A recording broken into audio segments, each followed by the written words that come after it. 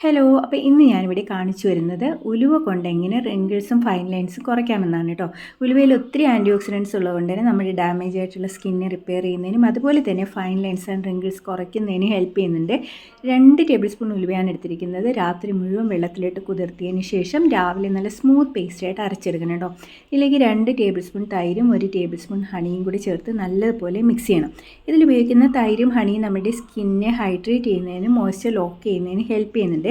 ഇത് ഞാനിവിടെ മുഖം നല്ലപോലെ കഴുകി വൃത്തിയാക്കി, അല്ലെങ്കിൽ കുളിക്കുന്നതിന് മുമ്പ് മുഖത്തും കയ്യിലും കാലിലും ഒക്കെ റിങ്കിൾസ് ഉള്ള ഭാഗങ്ങളിലൊക്കെ ഇട്ട് കൊടുക്കുക കേട്ടോ. എന്നിട്ട് നമുക്ക് കുളിക്കാവുന്നതാണ്. ഒരു അരമണിക്കൂർ വെയിറ്റ് ചെയ്ത് കഴിഞ്ഞാൽ നല്ലതുപോലെ ഡ്രൈ ആയിട്ട് മുഖം വലിയുന്നത് പോലെ തോന്നും കേട്ടോ.